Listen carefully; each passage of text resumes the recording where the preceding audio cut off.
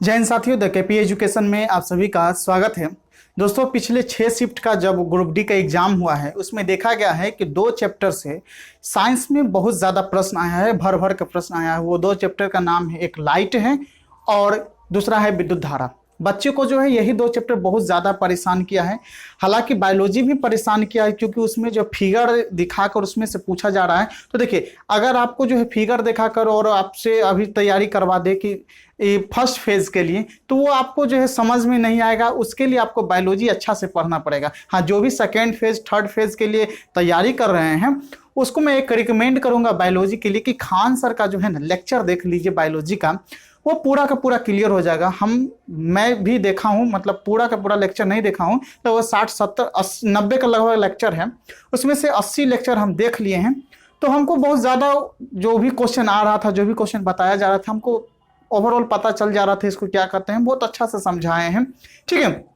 तो हो सके तो आप लेक्चर देख सकते हैं। अगर आपको लेक्चर नहीं मिल रहा है, आप पेड नहीं खरीदना चाहते हैं, तो आप मुझे जो है टेलीग्राम पे मैसेज कर सकते हैं। मेरे टेलीग्राम का नाम है SPD करंट अफेयर्स या द केपी एजुकेशन ऑफिशियल। वहाँ पर जाकर मैसेज कीजिएगा ना, तो आपको पूरा लेक्चर प्रोवाइड करा दिया जाएगा।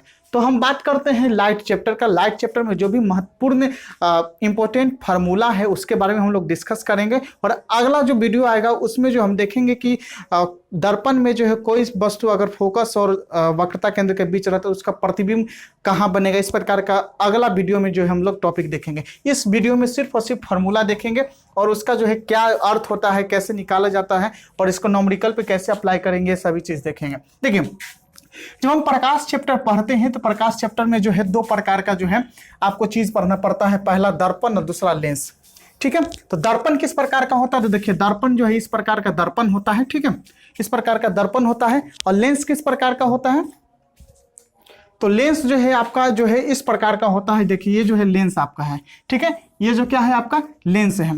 तो दर्पण में जो है भी 2 प्रकार का होता है, एक होता है अवतल दर्पण और दूसरा होता है उत्तल दर्पण। तो देखिए, अवतल दर्पण जो होता है ना, इस प्रकार का जो पीछे से आगे पीछे जो उभरा रहता है, पीछे में जो अगर गोल टाइप का बना उसमें जो है ये जो आपको एरो एरो लगाए हैं ये है पेंट किया गया है। और किससे पेंट किया जाता है, ये क्वेश्चन भी आ चुका है कि जो है दर्पण को जो पीछे से जो सतह को पेंट करने के लिए किसका इस्तेमाल किया जाता है, तो सिल्वर ब्रोमाइड का इस्तेमाल किया जाता है। किसका इस्तेमाल किया जाता है, सिल्वर ब्रोमाइड का इस्तेमाल किया जाता है, ठीक है। तो पीछे से पेंट किया गया है, तो ये है आपका अवतल दर्पण। अगर उत्तल दर्पण की बात करें तो उत्तल दर्पण इस प्रकार बनता है और इसको इधर से पेंट किया जाता है, ये है आपका उत्तल दर्पण। तो जब भी बड़ा प्रतिबिंब हमको देखने को देखना रहता है, बड़ा चीज को देखना रहता है, छोटा चीज को बड़ा बना के देखना रहता है, तब हम अवतल दर्पण का इस्तेमाल करते हैं। जैसे कि नाक का कोई चीज देखने के लिए जो है हमें उत्तल दर्पण का इस्तेमाल करना पड़ता है। लेकिन दूर की वस्तुओं को देखने के लिए हमको नाक में जो है, जो भी नाक में जो भी बीमारी होता है या नाक की डॉक्टर लोग नाक में जो भी पार्ट को देखते हैं वो अवतल दर्पण के माध्यम से देखते हैं। और दूर की वस्तु को देखने के लिए हमें उत्तल दर्पण का उपयोग करना पड़ता है, ठीक है। अब यहाँ पर एक और प्रश्न बनता है कि अभिसारी लेंस और अपसारी लेंस किसे कहते हैं। देखिए, 2 प्रकार का लेंस या दर्पण आता है, अभिसारी और अपसारी, ठीक है। एक होता है अपसारी दर्पण और दूसरा होता है, तो देखिए यह है F बराबर R/2, यानी कि F मतलब क्या होता है, फोकस दूरी। क्या होता है, फोकस दूरी। R क्या होता है, त्रिज्या होता है। R क्या होता है, त्रिज्या होता है। अब बटा 2, यानी कि त्रिज्या को जब हम आधा करेंगे तब हमको फोकस दूरी प्राप्त होता है। त्रिज्या को जब हम आधा करते हैं तो फोकस दूरी प्राप्त होता है। और आपको ये याद रखना चाहिए कि जो अवतल दर्पण होता है, वो जो अवतल दर्पण होता है, अवतल दर्पण में जो है फोकस हो या त्रिज्या हो या जो भी हो वो इस तरफ होता है, यानी बायां तरफ होता है। और हम जानते हैं कि जब हम ग्राफ लेते हैं तो बायां तरफ क्या होता है, बायां तरफ निगेटिव होता है और इस तरफ क्या हो जाता है, पॉजिटिव हो जाता है, ठीक है। तो यहाँ पर जो है अवतल दर्पण में चाहे वो आपका त्रिज्या हो चाहे फोकस दूरी हो, वो हमेशा ऋणात्मक होगा, निगेटिव होगा। जबकि उत्तल दर्पण में जो है इस तरफ बनता है तो ये हमेशा धनात्मक होगा, पॉजिटिव होगा, ठीक है, चाहे वो त्रिज्या हो या फोकस दूरी हो, ठीक है। ये समझ में आ गया। तो यहाँ पर प्रश्न क्या बनता है कि जैसे आपको दिया जाता है कि त्रिज्या दिया रहता है, फोकस दूरी निकालना है, या फोकस दूरी दिया हुआ है, त्रिज्या निकालना है, तो इस प्रकार के प्रश्न के लिए आपको ये फॉर्मूला याद करना है, फोकस बराबर त्रिज्या बटा 2, यानी कि F बराबर R/2। ठीक है, ये सभी सेंटीमीटर में रहता है, यहाँ पर मीटर सेंटीमीटर कन्वर्ट करने की जरूरत नहीं है, सेंटीमीटर में है तो सेंटीमीटर में निकालेंगे और मीटर में है तो मीटर में निकालेंगे, ये कोई दिक्कत वाली बात नहीं है। दूसरा फॉर्मूला आ जाता है आवर्धन का। आवर्धन बराबर क्या हो गया, तो यहां पर देखिए माइनस में V/U, यानी कि माइनस में V क्या होता है, तो V होता है प्रतिबिंब की दूरी। क्या होता है, प्रतिबिंब की दूरी, और U क्या होता है, वस्तु की दूरी।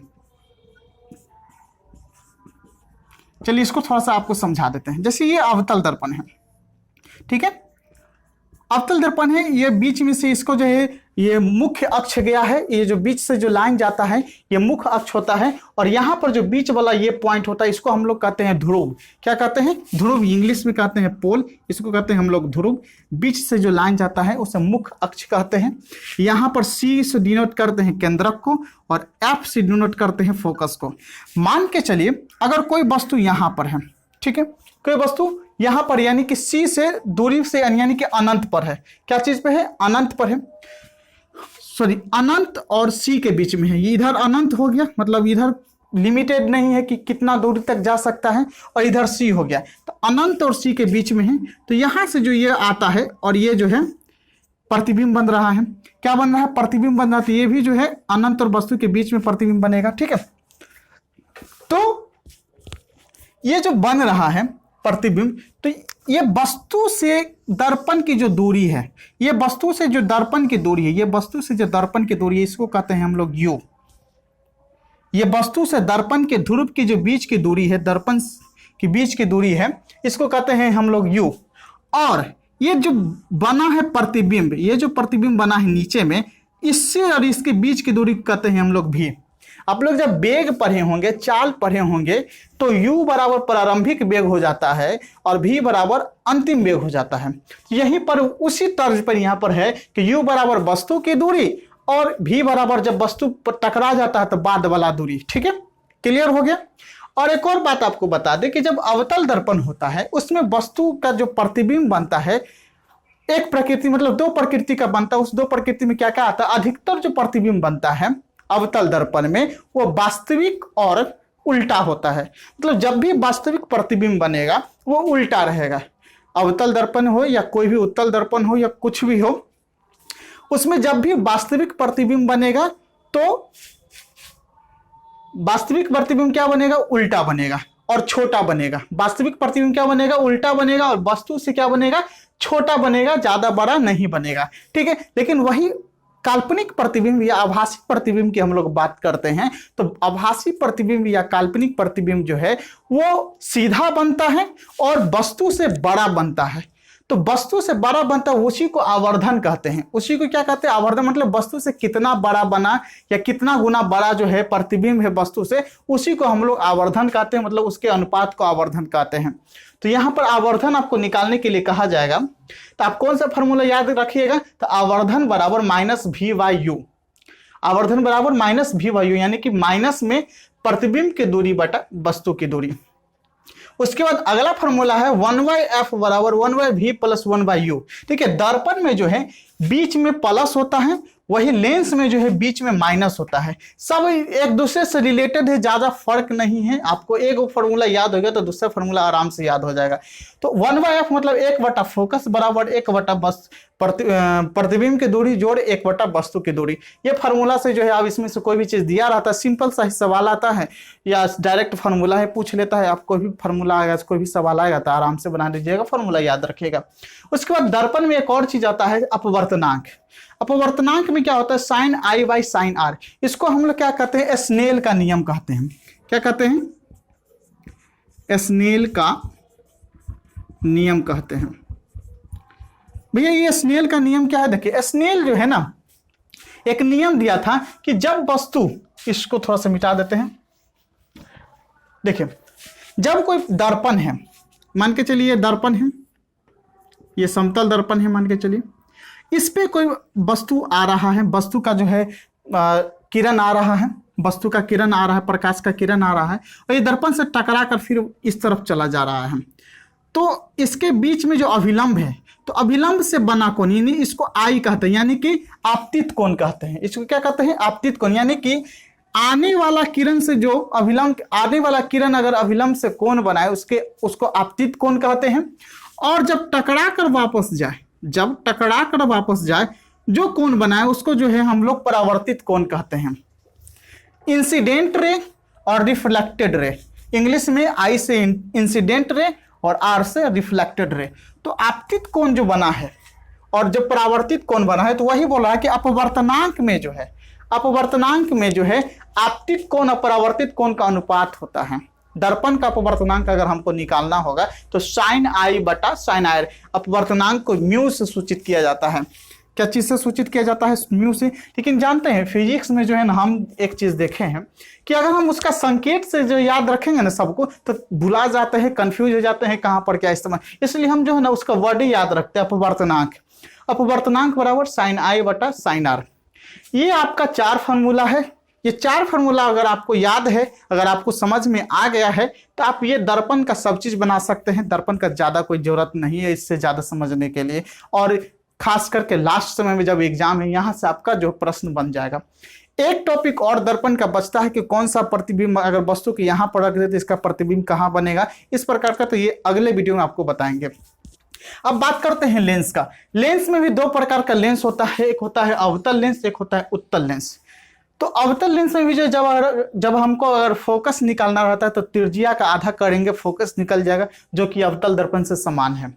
अब बात करते हैं आवर्धन का। तो देखिए अवतल दर्पण में आवर्धन माइनस था, दर्पण में आवर्धन माइनस था। लेकिन लेंस में जो है आवर्धन माइनस में नहीं होगा, डायरेक्ट हो जाएगा v/u। लेंस में आवर्धन जो है डायरेक्ट क्या हो जाएगा? v/u। उसका फॉर्मूला 1/f बराबर क्या होता है? तो देखिए दर्पण में फॉर्मूला था 1/f बराबर 1/v प्लस 1/u, जबकि जो है लेंस में आपका फॉर्मूला क्या हो जाएगा? 1/f बराबर 1/v माइनस 1/u। उसका दर्पण में एक और चीज आ जाता है, p बराबर 1/f। p क्या है? तो लेंस की क्षमता है, लेंस की क्षमता का मात्रक क्या होता है? तो डायोप्टर होता है। आप लोग को याद होगा, पढ़े होंगे कहीं पर भी। तो ठीक है, तो लेंस की क्षमता बराबर क्या होता है? 1/f होता है। और जो भी चीज होगा वो मीटर में होगा। यहां पर थोड़ा सा दिक्कत क्या हो जाता है कि वैल्यू दे देता है सेंटीमीटर में और आपको निकालना रहता है, आप निकाल लेते हैं डायरेक्ट सेंटीमीटर में, तो आंसर मिलवे नहीं कर पाता है। लेकिन यहाँ पर आपको क्या करना पड़ेगा? अगर सेंटीमीटर में दिया हुआ है तो पहले मीटर में बदल लीजिए, और मीटर में बदलने के बाद जो है तब इसका इस्तेमाल कीजिए। ठीक है, तो लेंस की क्षमता बराबर क्या होता है? 1/f। लेंस की क्षमता बराबर क्या होता है? 1/f। यहां पर जो है दर्पण से सिर्फ यही फर्क है आपका फार्मूला में। ठीक है, और यहां पर जो है लेंस में अपवर्तनांक निकालना रहता है, तो निर्वात में प्रकाश की चाल बटा माध्यम में प्रकाश की चाल। देखिए क्या होता है कि अपवर्तनांक निकालना रहता है तो माध्यम में प्रकाश की चाल दे दिया रहता है, कहता है अपवर्तनांक निकालने के लिए। तो आपको यहाँ पर दिक्कत क्या हो जाएगा कि निर्वात में प्रकाश की चाल कितना होता है? तो याद रखिएगा, निर्वात हो या वायु हो, उसमें प्रकाश की चाल कितना होता है? 3 × 10⁸ मीटर पर सेकेंड। ठीक है, निर्वात हो या वायु हो, उसमें प्रकाश की चाल कितना होता है? 3 × 10⁸ मीटर पर सेकेंड। तो आप ये याद रखिएगा। और माध्यम में प्रकाश की चाल दिया रहेगा, अपवर्तनांक पूछेगा या अपवर्तनांक पूछ देगा और आपको कहेगा कि अपवर्तनांक दे देगा, कहेगा माध्यम में प्रकाश की चाल निकालिएगा, तो आप इसको, तो ये ऑटोमेटिक सब में सेम होता है, 3 × 10⁸ मीटर पर सेकेंड। तो इतना ही फार्मूला है, इतना ही फार्मूला से ग्रुप डी में प्रश्न पूछा जा रहा है। और फिर भी बच्चे बोल रहे हैं कि भारी प्रश्न आ रहा है, भारी प्रश्न आ रहा है। प्रकाश का कोई भारी नहीं, आप पढ़े नहीं है इसलिए भारी है, या आप जो है अच्छी तरह से एनसीईआरटी बुक नहीं पढ़े हैं या 9th 10th का बुक नहीं पढ़े इसलिए भारी है। मेरा ये क्लियर इसलिए है क्योंकि हम 9th 10th का जो है पिछले 4 साल से जो है बच्चे लोग को पढ़ा रहे हैं, फिजिक्स, केमिस्ट्री, बायोलॉजी, इसलिए मेरा ये अच्छा से क्लियर है, तो हमको ज़्यादा परेशानी नहीं होता है। अगला वीडियो में आपको जो है प्रतिबिंब कहाँ बनेगा उसके बारे में हम लोग बताएंगे। और बायोलॉजी के लिए अगर आपको लेक्चर लेना है फ्री में, पूरा टेलीग्राम पे 90 का 90 लेक्चर बायोलॉजी का खान सर का, तो आप मुझे टेलीग्राम पे मैसेज कीजिएगा, ऐसे टेलीग्राम का लिंक डिस्क्रिप्शन में मिल जाएगा। तो फिर मिलते हैं नेक्स्ट वीडियो में। जय हिंद।